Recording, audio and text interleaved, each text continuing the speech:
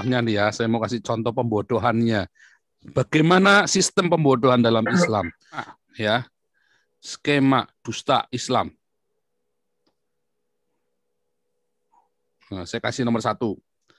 Waktu dia masih minoritas, maka dia akan bilang, ya, semua agama, semua nabi dan agama menubuatkan Islam yang rahmatan lil alamin. Ya kan? Pasti. Karena dia tunjukkan orang atau masih minoritas ya, cuman berapa ekor doang gitu kan. Selalu di Belanda juga sama, di Jerman juga sama, di seluruh Eropa juga sama. Waktu mereka masuk Andalusia sama, waktu zaman Muhammad juga sama. Dia akan tunjukkan ya. Dia nanti akan tunjukkan, wah mereka saleh. Oh jangan, waktu yang diskusi Salafi sama di Belanda itu kan dicek salaman sama orang perempuan Belandanya. Dia nggak mau. Oh enggak, kita bilang kamu tinggal di Belanda, tetapi kamu tidak ikut kultur Belanda. Loh, saya nggak nyalamin kamu tersinggung. Oh iya, saya sangat tersinggung. Kamu nggak mau terima salam saya tersinggung sebagai orang Belanda, saya tersinggung. Nah itu yang terjadi. Nah kemudian untuk menunjukkan rahmatan lil alamin, mereka bikin kampanye I love Jesus because I'm Muslim, ya kan? Oh bikin kampanye gila-gilaan di Eropa, di Amerika, di Indonesia kan? I love Jesus because I'm Muslim. Ada kenyataannya mereka nggak dibaptis. Katanya I love Jesus tapi nggak dibaptis. Padahal Tuhan Yesus bilang kamu harus dibaptis, ya kan? Nah, itulah kenyataannya dalam Islam itu. Kemudian mereka bikin kampanye-kampanye. Ya, ini orang-orang jahat semua, orang-orang kafir, ya kan? Ayo datanglah pada Islam karena kamu akan memperoleh damai. Nah, itu. Pertama, kalian akan dibohongi dulu. Dibohongi dengan semua nabi beragama Islam. Yakub beragama Islam, Musa beragama Islam, Yesus beragama Islam. Yesus kemudian berdoa kepada Allah. Lalu kita tulis kata Allah di dalam Alkitab Kristen. Oh, nggak boleh. Kan bangsat ini. Ya kan? Kalau saya nabi, bebas. Kalau Bapak jangan. Di Indonesia jangan ngomong begitu. Kalau saya nabi, Pak. Nabi ke-26 bebas, kebal hukum. Nah, inilah dusta yang pertama. Dan banyak sekali ironik-ironik yang lain. Oh, itu yang ngebom siapa? Oh, itu bukan Islam itu. Bukan Islam. Padahal orang Islamnya akhirnya ngaku ya, itu Islam, KTP-nya Islam lah. Itu dia sebut-sebut nama Allah, nggak ada orang ngebom demi nama Yesus Kristus. Terus si Aidak itu yang di Irlandia mereka tidak saling bunuh atas nama Yesus. Yang di Irlandia itu mereka bunuh karena atas nama kultur dan budaya. Kemarin Pak Andrew Little orang Scotland, dia datang kemarin kan ikut Zoom-nya kita. Enggak, itu bukan karena agama, itu karena politik. Karena yang satu ingin mempertahankan kulturnya dan wilayahnya. Sementara Ratu Elizabeth merasa mengklaim. Tapi akhirnya rekonsiliasi dan mereka sekarang itu baik. Tetapi bukan karena agama, kebetulan orang Irlandia beragama Katolik.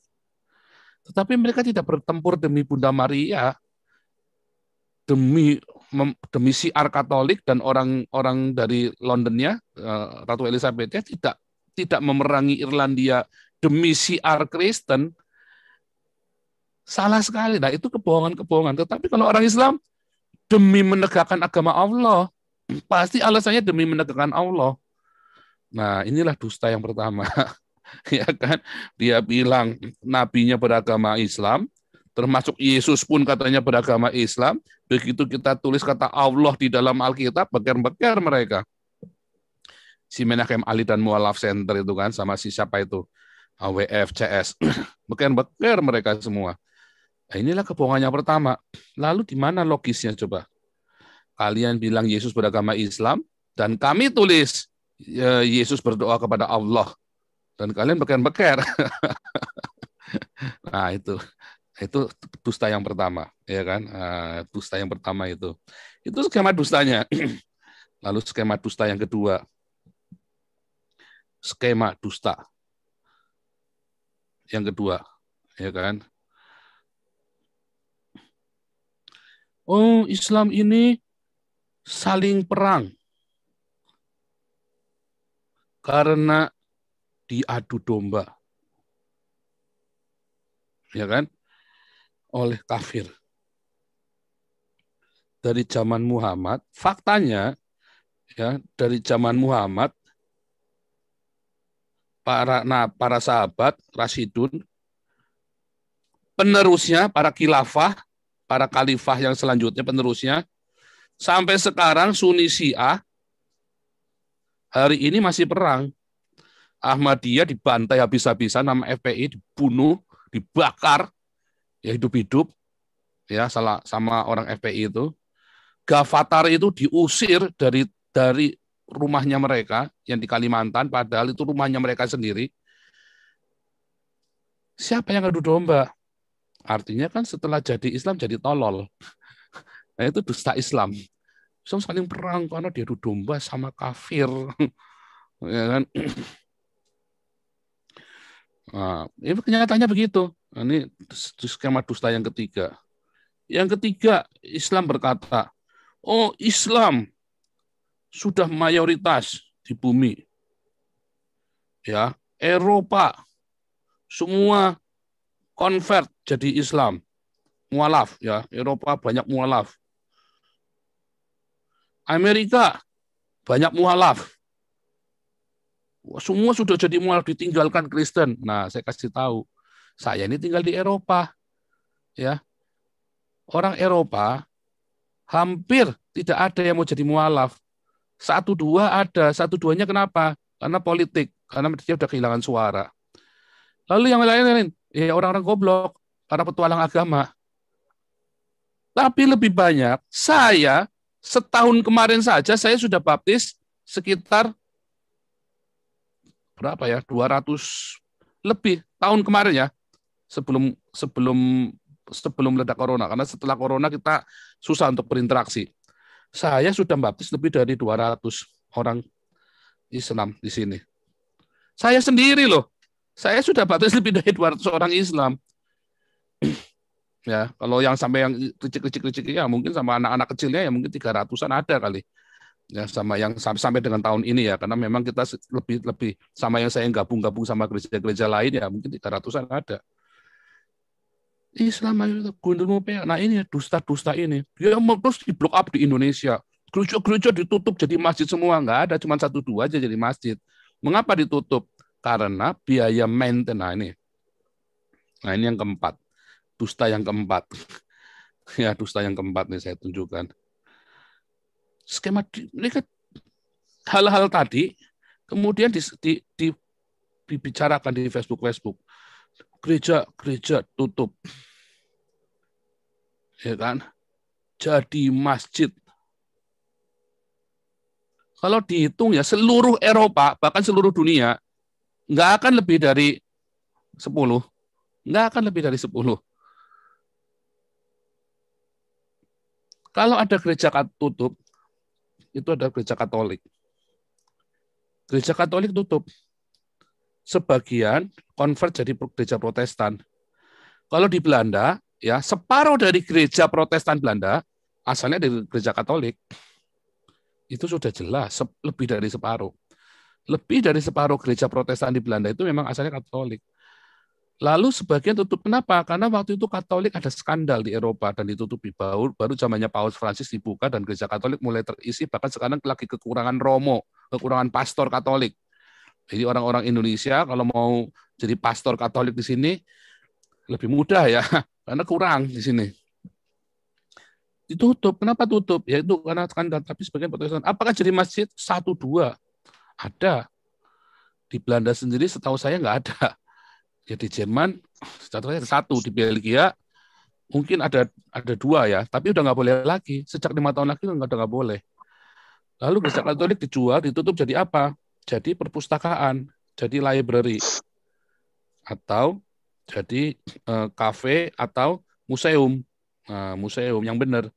Apakah jadi masjid? Masjidnya aja sekarang kosong, bangkrut. Kemarin sudah saya tunjukkan. Gara-gara corona, kan masjid itu kan nggak boleh kumpul-kumpul, bangkrut. Duitnya dari mana? Kalau gereja, duitnya dari negara. Nggak mungkin tutup, bangkrut. Nah, kecuali yang sudah kosong-kosong ini, yang tidak mau dipakai oleh gereja Protestannya banyak pindah ke bikin bikin bangunan-bangunan yang sangat bangunan-bangunan yang bisa pakai multimedia. Jadi ini dibikin hoax semuanya. Wah, disebarkan sama Yusril, sekelas Yusril loh, profesor. Islam itu pokoknya orang itu bisa jadi Islam kalau goblok blow on, sekelas profesor sekalipun. Karena apa ya? Karena percaya dengan hoax. Saya ini tinggal di Eropa, ya kan? Nah, kalian kalau ini Yusril aja suruh di sini, suruh petit yang benar. Ya buktikan dong kalau memang dia tutup. Nah, dia cuma pakai hoax. Nah, itu yang terjadi. Dan mereka hembuskan luar biasa sekali. Untuk bisa nggak buat mengislamkan orang Kristen? Susah. Tetapi orang-orang Islamnya jadi akhirnya ikut dengan hoax-nya ini. Itu skemanya orang-orang Islam, ya kan? Skema dusta-dusta itu dibuat semua sedemikian rupa, di blow up sedemikian rupa, sehingga orang-orang Islamnya makin goblok, bukannya dicek kebenarannya. Nyatanya orang-orang Islam di sini nggak berani mingkem semua. Orang-orang di sini nggak berani cerita perkembangan Islam. Bagaimana perkembangan Islam di Eropa? Mingkem. Malah banyak orang Islamnya yang jadi Kristen di sini itu faktanya. Gereja gede-gede itu gereja Iran, gereja Syria, ya kan? Malah banyak yang jadi ini. Itu kenyataannya. Nah itulah dusta yang dihembuskan. Termasuk ya dengan dusta dan dusta itu. Tapi 4 ini yang paling sering ada di media sosial. Ya, selalu ini bolak-balik. Jadi itu hoax semua. Nah, itu yang terjadi. Saya tambahin lagi, Pak Boleh. Paul. Mungkin dusta kelima, Pak Paul. Iya, boleh. Kalau dalam setiap perdebatan antara Islam dan Kristen, kalau Islamnya kalah selalu ngomong lakun didukung walian. Ah, betul. itu kebohongan kelima ya. Ya. Dan satu lagi kebohongan ke-6 ini adalah memalsukan asbabun nusul. Jadi kalau kita lihat sebetulnya asbabun nusulnya qul huwallahu ahad Allahu shamad lam yalid walam yulad walam yakul lahu kufuwan ahad, itu bukan mengarah kepada Yesus itu Allah itu tidak dilahirkan dan tidak melahirkan, tidak mengarah pada Yesus, tapi dipalsukan itu. Jadi memalsukan sendiri juga, memalsukan kepercayaannya sendiri juga. Artinya demi untuk menihilkan ya, demi untuk menjelekkan mereka tega saja memalsukan yang disebut asbabun nusul, yang selalu mereka memandangkan bahwa kalau misalkan Islam itu membunuh orang kafir itu, di situ dibantah bahwa itu asbabun nusulnya karena pada waktu perang. Pada waktu perang itu, tapi kan tidak pada waktu damai. Tapi asbabun nusulnya al-ikhlas, ya, qul huwallahu ahad Allahu shamad lam yalid walam yulad walam yakul lahu kufuwan ahad, itu dipalsukan. Nah ini yang jadi memang saya rasa perlulah, ini kebetulan orang Islam banyak yang mendengarkan di sini, jadi jangan terlalu bodoh lah. Ya bodoh boleh lah, ya, tapi tolonglah sadarlah. Jangan pakai kata terlalu gitu loh. Bodoh itu jangan. Jadi kalau bahasanya itu bodoh pun harus pakai kuota gitu loh, Pak. Jangan bodoh-bodoh, ya bodoh boleh lah. Pakai kuota. Demi kebersamaan, demi ukhuwah Islami ya oke lah. Tapi ya jangan bodoh-bodoh banget gitu loh. Saya rasa saya tambahkan begitu aja itu 4 dan kelima.